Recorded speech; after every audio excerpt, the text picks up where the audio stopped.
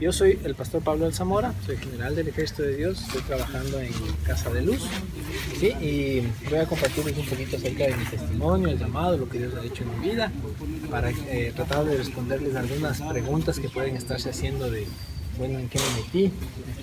¿A qué Dios me va a mandar? ¿Cómo es que funciona esto? Y si es que en algún momento pues sienten la necesidad de hacer alguna pregunta o algo, pues sientan la libertad de hacerlo. Esa es la ventaja de estos talleres. Amén. ¿Tienen sus Biblias? Sí. Okay. La pastora empezó leyendo segunda carta de Timoteo, capítulo 2, versículo 2. Yo quiero hablarles... no, tranquila. Yo quiero hablarles de el versículo 20 y el versículo 21. ¿Ok? ¿Lo tienen? Segunda de Timoteo, capítulo 2, versículo 20, versículo 21. ¿Lo tienen? Dice la palabra de Dios: así que si alguno se limpia de estas cosas, será versículo 20.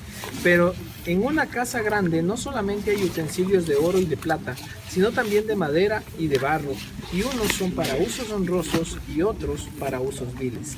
Así que si alguno se limpia de estas cosas, será instrumento para honra, santificado, útil al Señor y dispuesto para toda buena obra. Amén. Vamos a hablar. Yo quiero hablarles acerca de los vasos. La palabra de Dios rápidamente nos dice que hay que limpiar los vasos, ¿no es cierto? Ahí quiero hablarles de una palabrita que se llama restauración, ¿sí? Tengan en cuenta esa palabra, restauración, cuando habla de limpieza, ¿sí? Y cuando usamos los vasos, dice que hay vasos para usos honrosos y otros para usos viles, ¿sí? Hay recipientes que se los usa para cosas muy bonitas en la casa, se prepara la cena de Navidad y se saca la mejor vajilla y la más adornada y se adorna la mesa, que ni sé qué, pero por ahí conseguiste cualquier balde, cualquier cosa que es para poner la basura, y ese tacho es el más vil, es el más turro, pero ese tacho es útil, porque si no tienes dónde poner la basura estás complicado en la casa, ¿no es cierto? Pero ese no es el que le das la mayor presencia, ni es que andas enseñando a todo el mundo, pero sin embargo ese tacho te es útil, ¿no es cierto? Es parte de la cena, porque si no tienes dónde poner los desperdicios, tu casa queda hecho un desastre, ¿sí? Pero no es el que andas enseñando los otros que están bonitos, que están en ese rato, ¿verdad? Okay. Dice que los vasos tienen que ser para honra, santificados, útiles al Señor y dispuestos. Y ahí yo quiero hablar de 4 cosas para las que sirve un vaso. Un vaso sirve para ser usado, un vaso sirve para ser almacenado, un vaso sirve, o parte de que sirva un vaso necesita ser restaurado, y finalmente un vaso es desechado, ¿sí? Hay 4 cosas que podemos hacer con un vaso, no podemos hacer nada más. Podemos usarlo, podemos restaurarlo, podemos almacenarlo o podemos desecharlo, ¿sí? Cuando un vaso se rompe, cuando un vaso se les ha caído al piso y se hace trizas, ¿qué es lo que determina que lo botes? ¿Por qué ya no vale? Está rota. ¿Qué pasa con que esté roto? ¿Qué no puedes hacer? Ya puedo utilizarlo. Ya no puedo utilizarlo. Correcto. Lo que determina que un vaso sea desechado es que dejó de ser útil. Nada más. Si un vaso deja de ser útil, lo botas. Hay mucha gente que cuando se le cae un vaso coge, le pega, le pone las piezas juntas, lo que sea, y ya no lo usa tal vez para tomar agua, pero los convierten en maceteros, ¿sí? No ha dejado de ser útil. Le buscan una utilidad. El vaso sigue funcionando. Hay vasos que son tipo adornos, que son con dibujitos y tienen cosas especiales de algún recuerdo, algún regalo, algún amigo, que sea, y se los rompe y lo vuelven a pegar y lo vuelven a colocar junto y se convierte en un adorno y lo ponen en un lugar especial y lo tienen como adorno y demás. Pero si deciden que no le van a dar ningún uso, si deciden que no vale la pena restaurarlo, entonces simplemente se desecha y deja de ser. ¿Okay? Cuando un vaso, ustedes, bueno, me recuerdo a la cena de Navidad, que en la cena de Navidad se coge la vajilla la más bonita, la que se usa una vez al año, que está ahí almacenada en una percha, ocupando espacio, amontonando polvo. ¿Sí se han visto esas vajillas? En el momento en que quieres usar esa vajilla para la cena de Navidad, ¿qué tienes que hacer primerito? Lavar. Pero estaba en la percha, supuestamente estaba lista, supuestamente estaba ya ahí perfecta. ¿Por qué tengo que lavarla? Porque estaba sin uso y se empolvó, ¿cierto? Entonces, para poder usar hay un paso previo, que es lavar. ¿Qué significa eso? Una etapa de restauración, ¿sí? Entonces, al tomar el ejemplo del vaso, lo que nosotros tenemos que entender es que Dios trabaja con diferentes etapas en nuestras vidas. Y para llegar a esa etapa final, que es ser útil en las manos de Dios, ser usado, ser de bendición, cumplir con un propósito, tenemos que cumplir con esas etapas anteriores. Y la principal etapa con la que necesitamos estar permanentemente es restauración. Porque cuando hablamos de restauración no solamente nos referimos a una etapa de arreglar lo que está roto, a una etapa de volver a fabricar. Restaurar es limpiar. En el momento en que le limpias, le estás restaurando, le estás devolviendo el estado de que sea útil. Entonces Dios necesita trabajar en nosotros en una permanente restauración, en una permanente limpieza. Entonces ahí hablamos de la comunión con Dios, ahí hablamos de retiros como este, ahí hablamos de la lectura de la palabra, la oración, el estar vinculado en las actividades de la iglesia, porque cada vez que estamos metidos en esas cosas, lo que está haciendo Dios es limpiándonos, manteniéndonos listos, disponibles para el momento en que necesitemos ser usados. ¿Ok?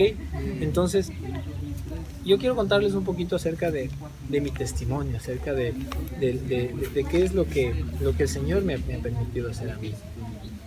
Porque muchas veces no entendemos lo que pasa, no entendemos lo que Dios ha hecho, y eso me pasó a mí. Hace aproximadamente 12 años, ya van a ser 13 años, yo tuve la oportunidad de decir al Señor: amén, úsame a mí, yo me voy donde tú quieras que me vaya. Y me enviaron a un lugar lejos de mi casa, me enviaron a un lugar donde yo no tenía las comodidades que tenía en mi casa. Cuando yo llegué a este lugar para servir al Señor, mi cama era una estera en el piso, mi mueble de la televisión era una caja de cartón que me encontré, mi televisión que había dejado en la casa de 21 pulgadas se convirtió en una televisión de 5 pulgaditas a blanco y negro que más me servía la radio para poder enterarme del mundo. Y así empecé yo en una casa vacía, sin nada, a predicar el Evangelio. Y en ese momento no se entiende qué es lo que pasa. O sea, uno sale con la bendición de Dios, no sale con el poder de Dios, no sale con la unción de Dios, decidido a servir al Señor. Y las cosas no pintan como ser una historia de éxito. Y muchas veces ahí te preguntas y dices: Señor, pero ¿qué pasa? O sea, ¿qué estoy haciendo yo? O sea, ¿por qué me toca pasar esto que está tan bonito? Sin embargo, seguí trabajando, seguí predicando, seguí haciendo, y los resultados parecían que no se daban. Ya empezó a llegar una familia, ya empezó a llegar unas personas, ya empecé a trabajar en algunos lugares, con algunas gentes, teníamos células y demás, pero parecía que la iglesia no crecía, parecía que el resultado no se daba. Estuve un año en ese lugar haciendo y haciendo. Estuve un año en ese lugar plantando, pero el resultado parecía que no se daba. Y en ese momento uno se pregunta y dice: Señor, ¿soy útil? ¿Te estoy sirviendo bien? ¿Soy útil? Yo no sé si a ustedes en algún momento les ha pasado que hacen cosas para Dios, pero los resultados no se ven. Y la pregunta que se van a hacer en ese momento es: ¿soy útil? ¿Tiene sentido lo que estoy haciendo? ¿Vale la pena lo que estoy haciendo? ¿Estoy desperdiciando el tiempo o estoy aprovechando el tiempo? Y en ese momento debemos recordar que la obra no es nuestra, la obra es de Dios. El apóstol Pablo claramente entendió eso y dijo: yo sembré, Apolos regó, pero el crecimiento lo da Dios. Hace 12 años yo no podía ver eso, hace 12 años yo no entendía eso. Yo no sé quién está aquí, tal vez de la iglesia de Tabacundo. ¿Usted está en la iglesia de Tabacundo? ¿Nadie más? hace 12 años a la iglesia a la que yo me refiero es la iglesia de Tabacundo. Sí, Yo me fui, entiende de usted. yo fui a Tabacundo y hoy en día veo un fruto, veo un ejército, veo un ministerio que se está levantando. Hoy yo puedo decir, como dijo el apóstol Pablo, yo sembré, Eric regó y el crecimiento lo da Dios. Amén. Entonces, ¿qué fue necesario para ver ese resultado? Permanecer. Muchas veces nosotros nos descalificamos solitos y necesitamos permanecer para ver el resultado. Si no permaneces, no vas a ver el resultado. Si no permaneces, no vas a poder ver lo que Dios puede hacer contigo.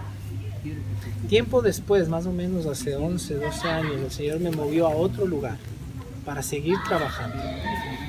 Y cuando tú tienes la aspiración de trabajar para Dios, me acuerdo que pastores, gente profeta en la iglesia me predicaba y me decía, tú vas a viajar por varias iglesias, tú vas a enseñar a jóvenes, tú vas a hacer esto, no sé qué, no sé cuánto. Y claro, uno se imagina estadios llenos, coliseos, uno se imagina convenciones, uno se imagina viajes, uno se imagina, pero que levanta la mano al cielo y se abren las nubes, o sea, uno se imagina grandes cosas, porque bueno, está bien no soñar pequeño. Y me mandan a otra iglesia, me mandan a otro lugar. Y el trabajo que me encomendaron, yo ya no era el encargado de la iglesia, yo fui a apoyar una iglesia en esa obra. Salí de dirigir una obra a ser un asistente en una obra. Y estando de asistente en esa obra, el Señor siguió trabajando conmigo, siguió restaurándome, siguió transformándome, siguió limpiándome, siguió haciendo obra en mí. Y yo llego con una expectativa de predicar, de enseñar, de hablar con los jóvenes, de hablar con los adultos, de hablar por aquí, por allá. Y me encargaron a los niños. Me encargaron a un grupo de niños chiquitos, 4 o 5 años. El más grande creo que tenía 6, 7. Y yo dije, Señor, pero si yo allá no tenía niños chiquitos, nunca he trabajado con niños, no sé qué hacer con los niños. Yo iba donde el pastor que estaba acá y le digo, ¿qué hago? ¿Qué les digo? ¿Cómo les enseño? Enséñame, porque en la central tampoco nunca hice Bethesda Kids, entonces realmente cero experiencia con los niños. Y empezaba yo a trabajar con los niños y los niños me sacaban el aire, me hacían pedazos, me revolcaban y yo decía, si es que no salgo muerto de aquí, soy inmortal, porque no sabía cómo atenderlos. Los niños se me desordenaban, saltaban, brincaban, corrían y yo, chuta, háganme caso, verán, juguemos esto, hagamos esto, y trataba de darles una enseñanza y no, pues se me aburren, no, a ver, hagamos esto, vengan. Y a ratos era solamente juguemos, porque si no juego con ellos se me alborotan. Y yo decía, Señor, nuevamente, ¿qué estoy haciendo? Señor, ¿te estoy siendo útil? Señor, ¿estoy sirviéndote? ¿Estoy cumpliendo con un propósito? ¿Estoy haciendo algo bien? ¿O estoy perdiendo el tiempo? ¿Qué estoy haciendo? Nuevamente la inquietud. Y yo tenía mis momentos de oración, mis momentos de soledad en los que hablaba con el Señor. Decía, Señor, yo quiero ser un vaso útil en tus manos. Yo quiero ser, como dice tu palabra, un vaso de honra, un vaso santo, un vaso útil para la obra. ¿Lo estoy siendo? ¿Lo estoy haciendo? Yo no veía el resultado. Han pasado más o menos 10, 11 años de ese grupo de muchachitos que yo veía. Hoy en día tengo el gusto de verle a Génesis convertida en una señorita. Era una de esas niñas que me sacaba de quicio, que yo no sabía qué hacer. Pero ¿cuál fue el secreto? Permanecer. Permanecer cumpliendo con la obra del Señor. Permanecer, no rendirme, no desmayar, no decir esto no es lo mío, me salgo. Permanecer. Y hoy el Señor me muestra en Génesis que el trabajo dio resultado, que se estaba haciendo las cosas. Pasaron hace más o menos unos 10 años, volví a la ciudad de Quito, a trabajar en la ciudad de Quito. Y estando en la ciudad de Quito, pasé de ser el dirigente de una iglesia a ser el asistente en otra iglesia y pasé a ser miembro de un ministerio en otra iglesia donde no tenía más que mi rango, ¿no es cierto? Mi posición de general, pero no era autoridad en sí dentro de la congregación, porque el miembro de Judá, para los que entienden el ministerio de Judá, el de la alabanza, él no tiene por qué sujetarse a un general del ejército de Dios, porque él no es parte del ejército de Dios. Pero el miembro de Judá sí tiene que sujetarse a un pastor, porque es pastor de la iglesia, ¿cierto? Entonces, yo sentía que iba perdiendo tal vez esa autoridad, esa posición con la que uno anhela cuando dices Dios te va a usar, y uno se le hincha el pecho como diciendo, uy, es que no voy a ser el mero tronco donde se rasca el tigre. Y fue cambiando eso, y fue a servir. Y fue una etapa para mí de mayor restauración, de mayor compromiso, de mayor servicio, de aprender humildad, de aprender orgullo. Algo que sucede muchas veces cuando alcanzas posiciones y el Señor te usa, es que subes a una etapa y el Señor te baja. Y el Señor te pone en una posición humilde, porque el Señor no necesita superestrellas, el Señor necesita siervos. ¿Ok? Yo no sé quiénes están aquí del ejército central y que tengan más o menos unos 5 o 6 años o más en el ministerio. ¿No es cierto? Ustedes llegaron después. Esa formó parte de esa etapa de restauración en mi vida.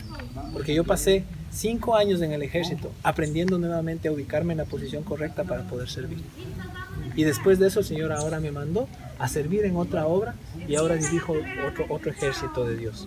¿Qué significa eso? Como vasos tenemos que estar sujetos a ser limpiados, a ser restaurados, a ser transformados, a ser fortalecidos.